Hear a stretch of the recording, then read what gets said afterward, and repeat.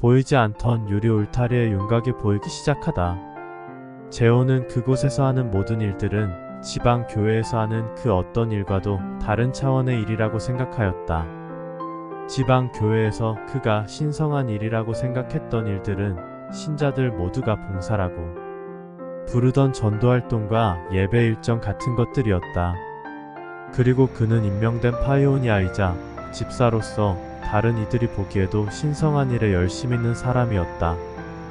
하지만 1000여 개가 넘는 지방 교회들을 관리, 감독하는 워치어스 한국 총괄 지부의 일꾼으로 일하는 것은 앞서 지부의 가장 큰 감독권을 가지고 있던 지부위원의 말처럼 그 안에서의 활동은 어떤 하찮은 일을 하건 결론적으로 전체 워치어스 소속 교회의 일을 지원하게 되는 일이기 때문에 매우 특별하다고 생각하게 되었던 것이다. 그들이 거룩한 봉사라고 부르는 바로 그것이었다. 어느 날 워치어스 지부 내의 제호의 페인트 작업장으로 조그만 책상이 하나 들어온다. 제호에게 감독관은 그 책상에 입혀진 겉부분을 벗겨내고 스테인 착색과 유 마감 도료를 새로 입히라고 지시한다. 이재호 형제, 오늘하고 앞으로 2-3일 동안 이 책상의 모든 부분의 표면을 다 깎아내도록 하세요. 그리고 이전에 우리가 했던 것처럼 스테인 작업을 하고 깔끔하게 토포 작업도 하시고요. 네, 알겠습니다. 그런데 이번에 증축되는 숙소동에 일괄적으로 들어가는 가구는 아닌 것 같네요. 처음 보는 형태입니다. 아, 그게 이건 다른 거 하신 거에 비해서 특별히 더 많이 신경을 써주셔야 합니다. 마감도 더 튼튼하게 마감될 수 있도록 하셔야 하고요. 아, 그래요? 그러고 보니 생긴 형태도 좀 특별해 보이네요. 이건 지부위원 박종현 형제의 개인 책상입니다. 서대문 사무실에 계실 때부터 가지고 계셨던 거라고 하네요. 그래요. 잠시 생각하던 재호는 조심스럽게 말을 이어간다. 이게 개인 책상이라면 우리가 작업하는 거룩한 봉사 시간에는 이 작업을 할 수 없는 거 아닙니까? 아무리 최고의 권위를 가지신 박종현 지부위원의 책상이라 하더라도 개인을 위해서 하는 일을 거룩한 봉사라고 부를 순 없는 거 아닌가 해서요.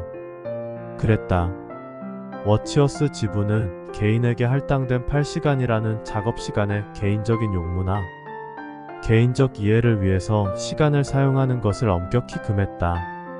만약 그런 일이 발생하면 그는 짐을 싸서 집으로 돌아가야 했다.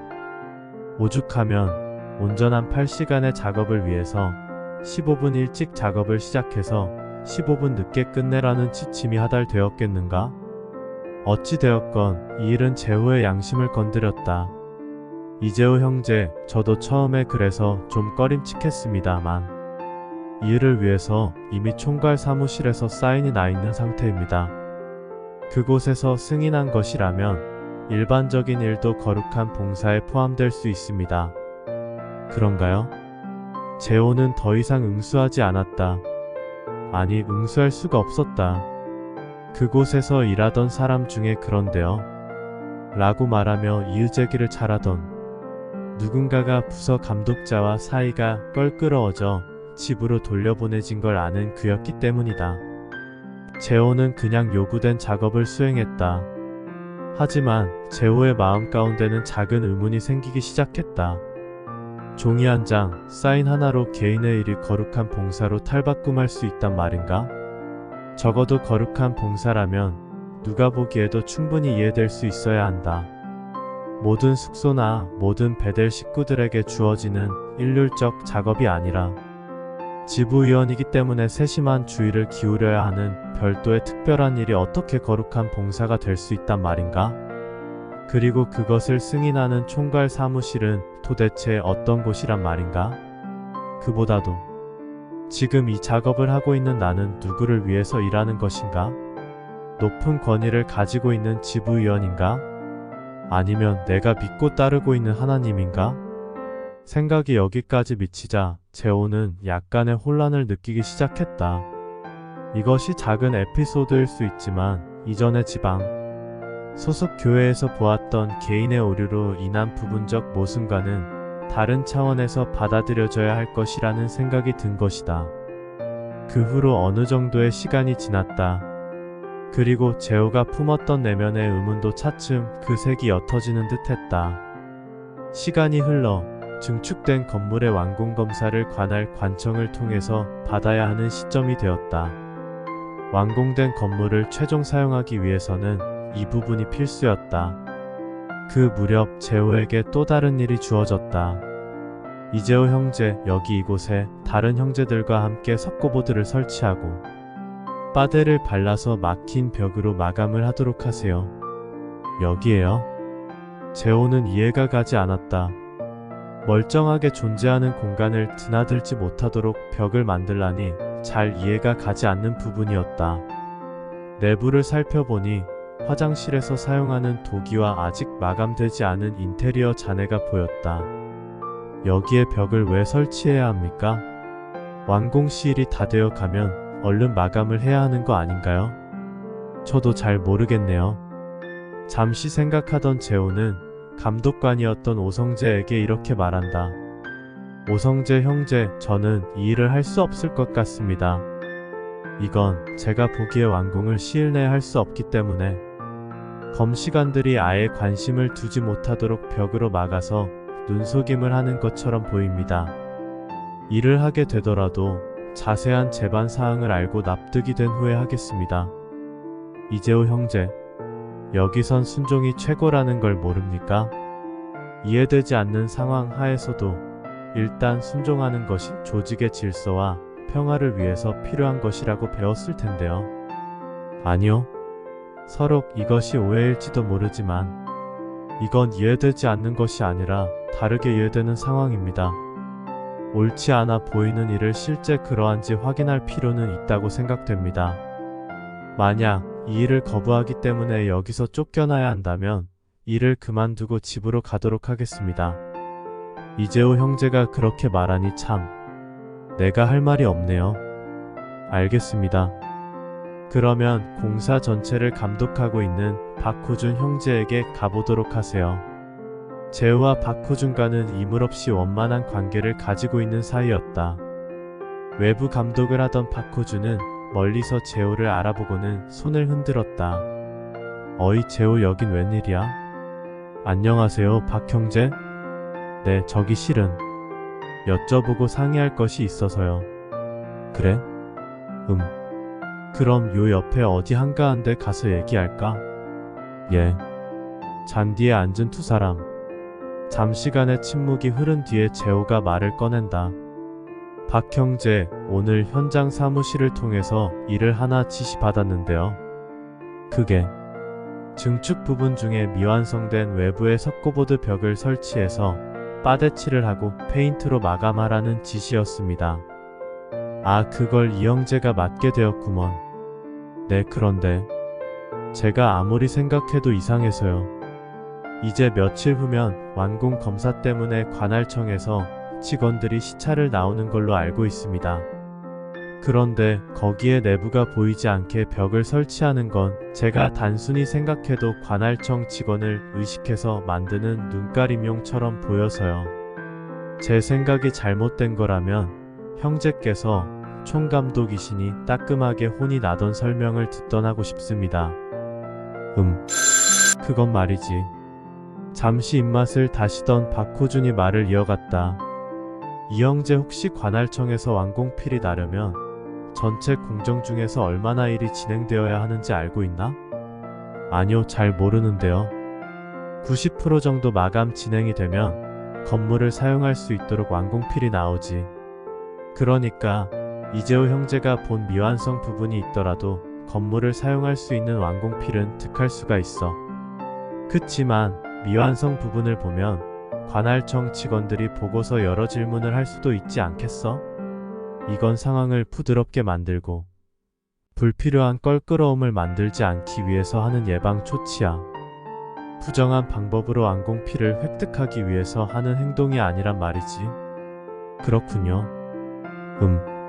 그치만 전 어딘가 모르게 마음속에서 좀 꺼림칙한 느낌이 듭니다. 잠시 생각하던 박호준이 먼 산을 바라보면서 이렇게 말한다. 알았네. 그러면 이번에 이 일은 내가 부서 감독자를 시켜서 다른 사람이 작업할 수 있도록 하겠네. 감사합니다. 그런데 저는 지시한 것을 거부했으니 일을 그만두고 집으로 가야 하나요? 저는 하라는 대로 하겠습니다. 박호준이 재호를 쳐다보고는 빙그레 웃는다. 그럴 리가 있나? 그냥 다른 일 하면 되지. 그렇게 그날의 작은 사건은 지나갔다. 그다지 큰 일은 아니었지만 재호는 이 일을 자신의 기억에 담아둔다. 자신의 양심과 관련된 민감한 일들이 이곳에서만큼은 없을 줄 알았는데 뜻밖의 상황들로 인해 재호는 약간 당황한다. 증축된 오피스동 바로 옆에는 그곳 베델 식구들의 식당으로 쓰이는 건물이 있었다. 건설 현장의 일꾼들은 공장동 옥상에 있는 임시 건물을 이용했지만 인쇄시설을 돌리고 전국에 흩어져 있는 교회들을 관리 감독하는 일을 하는 봉사자들은 바로 오피스동 옆에 있는 그 건물의 1층을 식당으로 사용했다. 그리고 식당의 왼쪽으로는 도서실이 있었다. 재호는 그 도서실에 가는 것을 좋아했다. 방음이 되지 않았던 숙소와는 달리 그곳은 기도하기 좋은 곳이었고 깊은 생각들을 하기에도 안성맞춤이었다. 그리고 어치어스에서 지난 80여 년간 출판한 거의 모든 출판물을 만나볼 수 있는 곳이기도 했다. 재호는 그곳에서 자신이 태어나기도 전에 발행되었던 오래된 서적들을 만져볼 기회가 있었다. 도서실에서 만날 수 있었던 서적들 가운데는 전혀 의외의 서적도 있었다. 부분적인 어치어스 출판물 외에는 아무것도 없었던 지방 소속 교회의 서가와는 달리 그곳에는 몰몬경과 브리테니커 백과사전 그리고 여러 해분의 내셔널 지오그래픽 같은 것들이 비치되어 있었다. 재호는 그곳에서 세상에 존재하는 많은 견해와 문화 그리고 종교관에 대해서 깊이 생각하게 되었다. 다른 종교관에 대해서 무척이나 폐쇄적인 어치어스 재단의 지부시설, 도서실에서 그런 것들을 숙고할 수 있었다는 것은 조금은 아이러니한 일이 아닐 수 없었다. 어쨌건 도서실에서의 시간은 재호에게 특별한 것이 되었다. 사실 재호는 이전에도 그곳 도서실이 아닌 다른 곳에서 몰몬경을 접한 적이 있었다.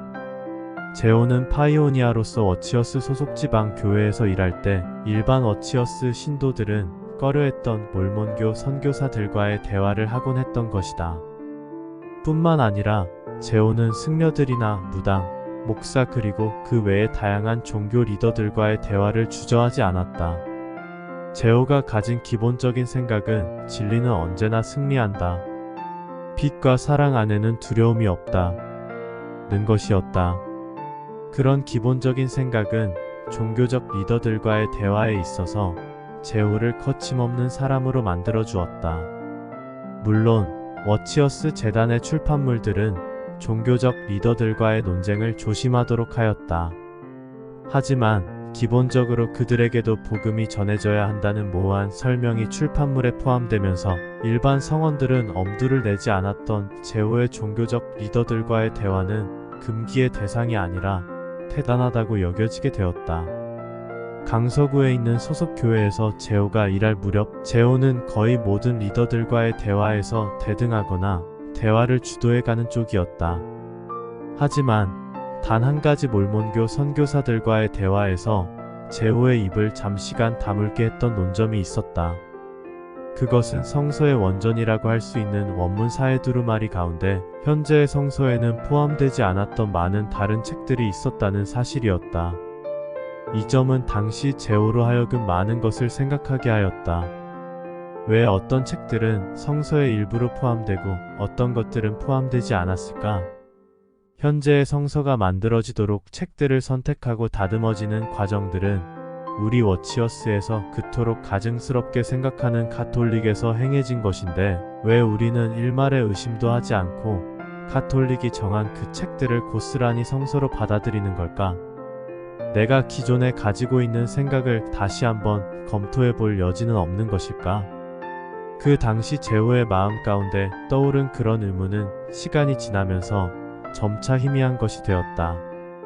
그런데 이제 워치어스 지부 도서관에서 만난 몰몬경은 그때의 기억을 다시 떠올리게 하는 하나의 수단이 되었다. 그곳 도서실에 비치된 것이었으므로 재호는 거리낌 없이 몰몬경과 다른 책들을 살펴보았다. 그리고 세상에는 나름의 체계와 논리를 가진 많은 가르침들이 존재한다는 것을 인지하게 된다. 물론 재호는 워치어스에서 직접 발행한 출판물들을 더 열심히 탐독하였다. 일주일에 3번 있는 예배와 월요일 있는 별도의 패들, 가족 연구를 위해서 재호는 할 수 있는 모든 방법을 동원해서 여러 시간을 공부하였다. 하지만 지워지지 않는 방법으로 각인된 재호의 내면의 의문은 그 이후 여러 해를 지나면서 지식과 사실에 대한 열망으로 발전하게 되었다. 점차적으로 재호는 맹목적인 순종을 하는 종교인이 아니라 근거 있는 신념을 발휘하는 사람이 되어야겠다고 마음먹게 된다. 어느 날 재호는 좀 색다른 일을 하도록 지시를 받게 된다.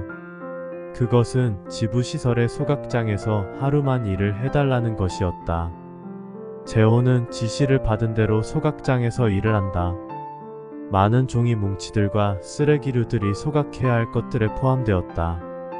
워치어스 신도들에게 배포될 출판물을 인쇄하던 도중 생긴 인쇄 오류 부분과 파지들도 있었다.